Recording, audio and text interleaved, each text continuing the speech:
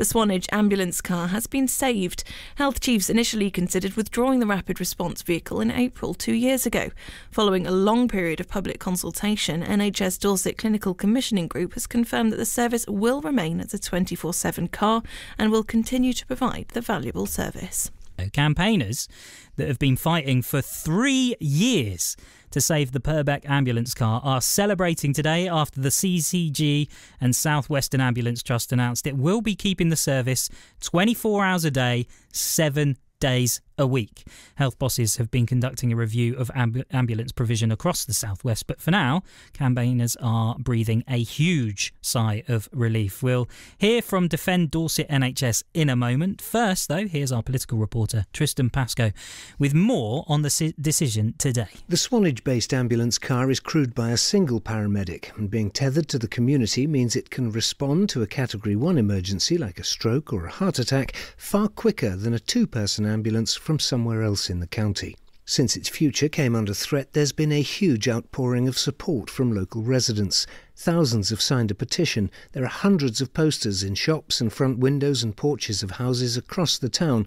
There was even a special song recorded and video to save our ambulance car.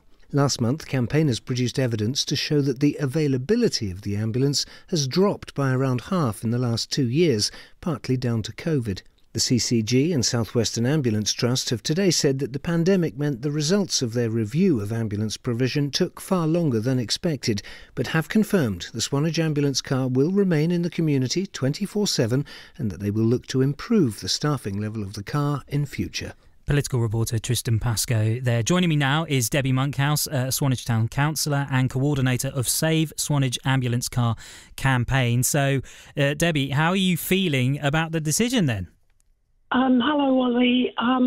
Well, we're absolutely delighted because at the end of the day, Ollie, what we're talking about here is that in 2019, which is the last year the car was properly staffed, it attended nearly 2,000 calls in Purbeck, and amongst those, over 800 were Category 1 and 2, where there's risk to life.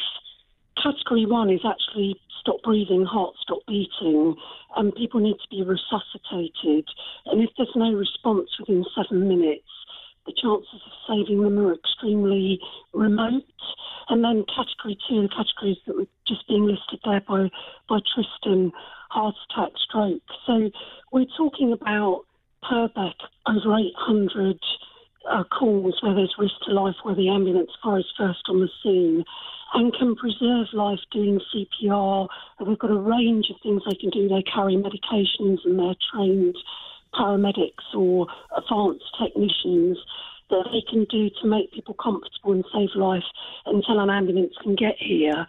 And in the many call-outs where people don't need to go to hospital, they can treat at the scene, saving on a double-crewed ambulance, which, as we know, is a scarce commodity and much needed across the county.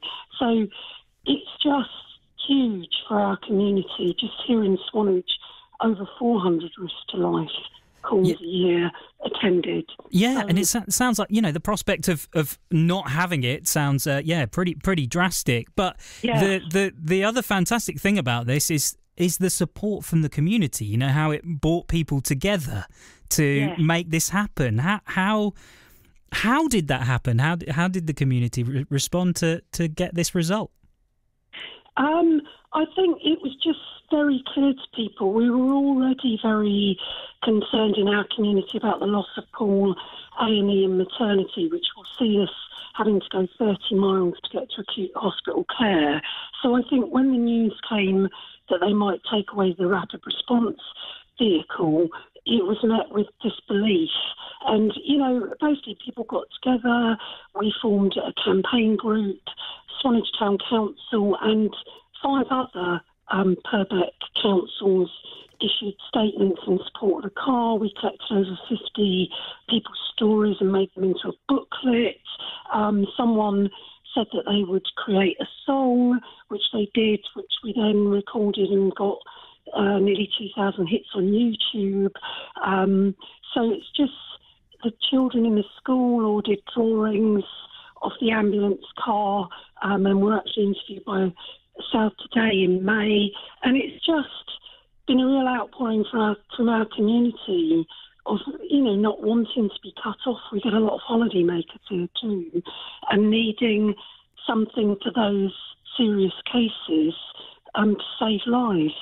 And you think that pressure from the community, you think that's what made the difference in this decision? I think that we also got a lot of Freedom of Information Act responses that basically evidenced that when they ran the car staffing down to just over 40%, which they had by last year, that the emergency response times, Category 1, the target is 7 minutes because you can't resuscitate after 7 minutes easily. It went up to 15 minutes, the response time here. So we had a lot of concrete evidence showing the use of the car and the need for the car.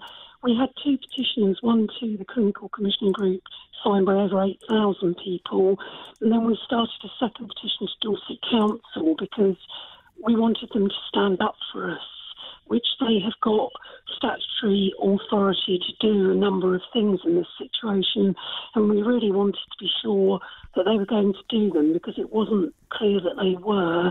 And we've got nearly 5,000 signatures on that. That would have been the bar for getting that to full council. So we've kind of fired on all cylinders, really, and the press has, covered it very well, which has been a big help to us. And I think the BBC in May showing that young child, she was 4 at the time, she has epilepsy, serious, and she stops breathing periodically. Her parents have to do CPR on her until the paramedic comes. And whenever this has happened, there's never been an ambulance within 10 miles. It's always been the paramedic car.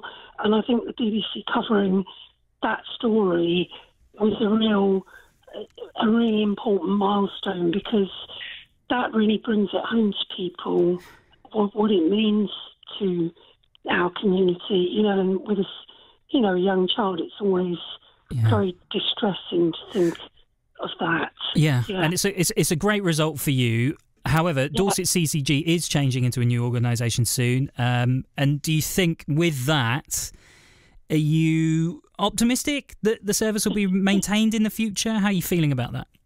They better not come after our service, Ollie, is what I feel about that. After this, epic, really, struggle. And I mean, bearing in mind that the CCG promised in 2018 that with the loss of services at Poole, Swanage ambulances would be fully maintained. They made that promise to Dorset Council, held scrutiny. So we couldn't quite believe it when they started to review this service. So hopefully, there was no grounds. There was nothing, obviously, except saving money.